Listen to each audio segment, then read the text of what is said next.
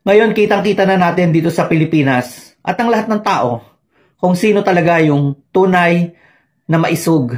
Si PBBM ba na nakita natin tumatayo, ipinaglalaban ang bansang Pilipinas, ang mga Pilipino dyan sa issue ng West Philippine Sea laban sa China? O si Digong na puro salita lang, puro propaganda lang, puro gimmick lang, puro pambubudo lang? Nakaka-proud maging Pilipino kung napanood nyo itong interview ni PBBM. Tinanong siya kung ano masasabi niya sa sinabi ng China na ba tayo mayroong mga Typhoon missile launch system. Ano nga naman ang pakialam ng China kung ano ang bibili ng Pilipinas o kung saan kukuha ang Pilipinas ng mga military equipment na ito? Eh hindi naman din natin sila pinapakialaman kung gaano pa karami ang nuke weapons na meron sila, kung gaano karaming missile launch systems meron sila. Ba't kailangan nila tayong pakialaman sa sovereignty natin? At ang sabi ni PBBM, kung gusto daw ng China na ibalik niya yung mga launch missile system na yan, dapat itigil muna ng China yung panghaharas sa mga Coast Guard natin, personnel dyan sa West Philippine Sea. Itigil daw yung pagbabawal sa mga Pilipinong mangingisda na nagpupunta dyan sa teritoryo natin na yan. Itigil daw yung pagbangga ng mga barko ng China sa mga Coast Guard vessels natin. Napakalaking pagpapakita yan ng katapangan. Kung si Digong yan, ang sasabihin niya, ano lang yan, tubig lang yan. Huwag tayo makipag-away dahil sa tubig. Kasi hindi niya naiintindihan yung pagkakaroon natin ng integridad bilang isang bansa na meron tayong kalayaan sa anumang bahagi at sulok ng teritoryo na meron tayo. Hindi niya isinusuko ang Pilipinas at gusto niya na lang na maging probinsya daw tayo. Di ba yan ang sinasabi ni Digong palagi? Na maging province na lang tayo ng China. Itong ginawa ni PBBM na ito, yung pagsasalita niya ng ganyan, ng katapangan at pagtatanggol sa Pilipinas at sa mga Pilipino, sinusuportahan ito ng lahat ng Pilipino na kababayan natin. Ito dapat yung gawin. Kahit malaking bansa pa ang China, kahit katiting lang tayo sa kanila, hindi natin po pwedeng isuko ang anumang teritoryo na meron tayo bilang isang bansa. Mahalaga yan para sa atin. Magpapakita yan na tayo ay may kalayaan. Hindi tayo slave ng ibang bansa. Hindi tayo tagasunod ng ibang bansa na yan ang gustong mangyari ni Digong nung panahon na siya ang presidente. Lahat kaya niyang isuko sa China. At hindi nga natin alam kung bakit itong China may lakas na loob na yung sovereignty natin, yung pagbili natin ng mga military equipment, kaya nilang questionin, kaya nilang tanungin, magpahayag sila ng concern. Anong nangyari nung panahon ni Digong at nung nakikipag-usap siya palagi sa China? Baka hindi nga natin alam, baka nabenta na niya ang Pilipinas, hindi lang natin alam, hindi ba? Alam nyo, lahat ng gusto ko pong sabihin ay nasabi na rin ni Sir Third View. By the way, si Sir Third View po yan sa TikTok, pwede nyo po siyang i-follow.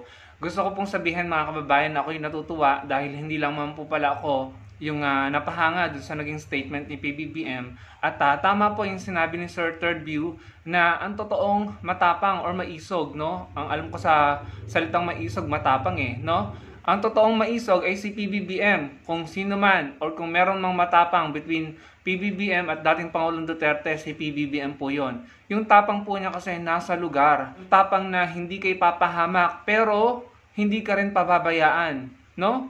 Yung kay PRRD po kasi yung tapang niya, pananakot no? Yung tapang na nananakot. Kagaya niyan, nung nakarang administrasyon, talaga namang sila pa po ang naging instrumento ng China para yung pananakot ng China sa ating mga Pilipino ay palaganapin. Kung maaalala nyo, yung mga DDS vloggers, sila pa yung nag-amplify ng mga pro-China narrative, ng mga gera narrative, no? At kahit si dating Pangulong Duterte, siya pa mismo ang nagsasabi ng pananakot na iyon na tayo gegerahin, na kapag tayo nag-assert, ganto ganyan, na kailangan lagi yung kanyang pronouncement at statement sa akin pong obserbasyon at pagkakaunawa ay kailangan laging pleasing, no? At pabor sa China. Yung po yung aking naobserbahan nung nakarang administrasyon. Kaya sabi po ni Sir Third View, nakaka-proud po kung ang Pangulo natin ay may tapang na nasa lugar, nasa tama, nakaka-proud yon. Nakaka-proud maging Pilipino sa administrasyon ni PBBM ngayon. Noong nakarang administrasyon, sa totoo lang, hindi ko po naramdaman yan. Na sa international community, sa mga international news, lagi na lamang pong negatibo ang balita patungkol sa Pilipinas. Patungkol sa mga kabi-kabilang EGK, kabi-kabilang summary executions, yung mura ng mura, minura ang UN, minura ang US, minura ang, pati ang Diyos, minura. Hindi po nakaka-proud yung mga ganun balita, no? Pero for some reason, yung mga DDS, tuwan-tuwa sa ganun, at proud na proud sa ganun.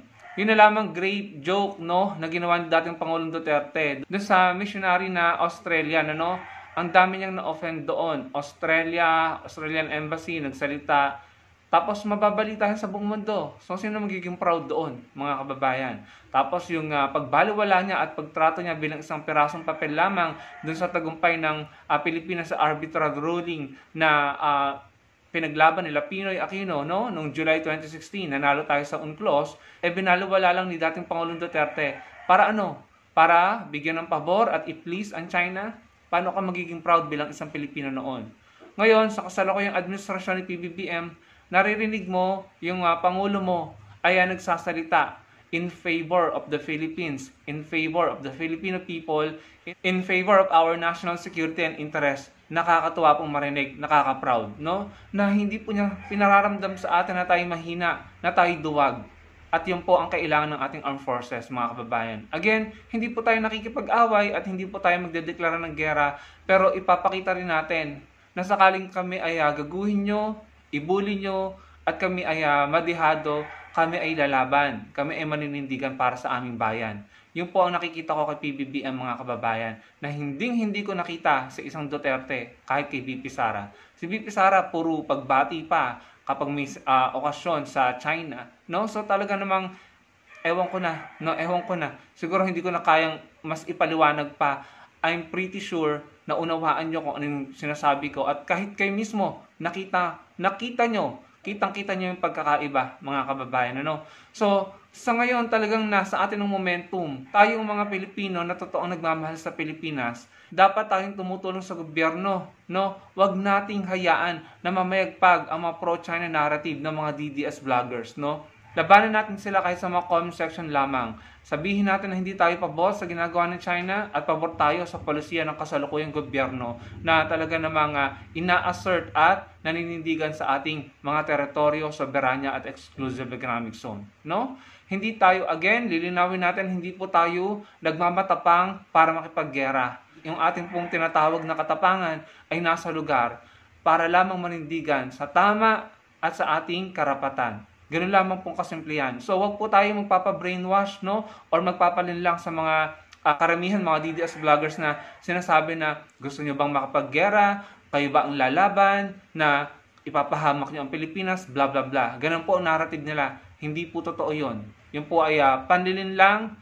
Ang sa atin lamang po ay paninindigan sa tama at sa ating karapatan. Hindi po tayo nakikipag-away, mga kababayan.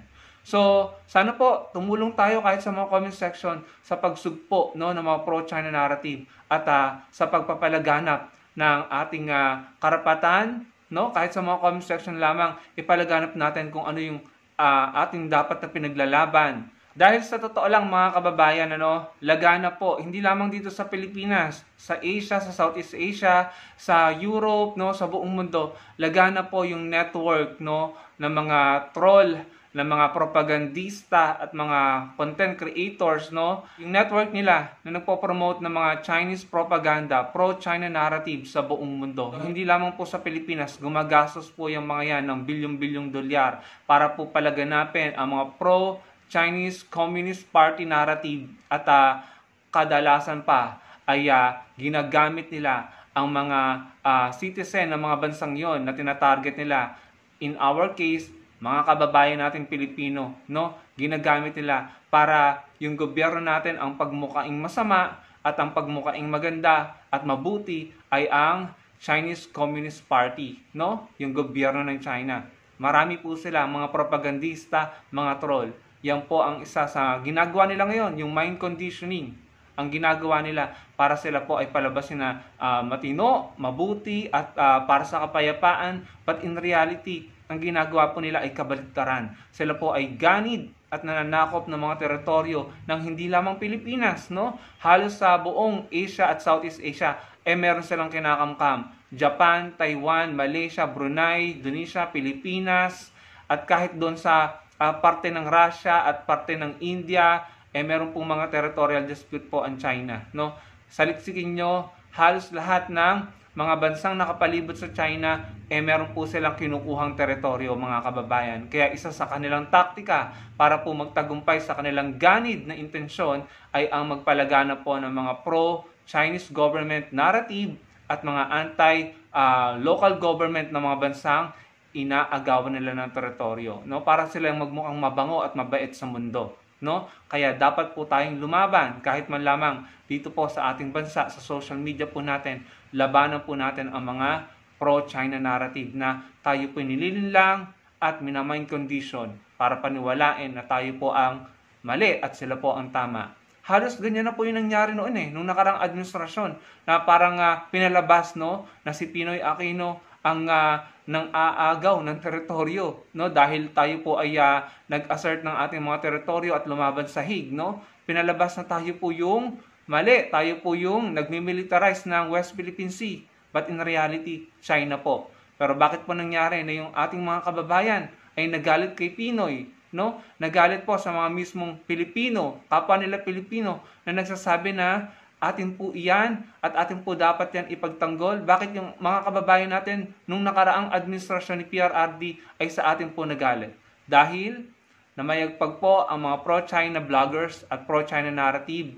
Nagtagumpay po sila noon, kaya yung ating mga kababayan ay nakondisyon sa maling paniniwala.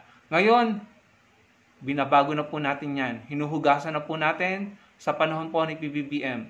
Kaya kayo po mga kababayan, na lagi ko pong sinasabi sa inyo, mag-ingat po sa pagboto.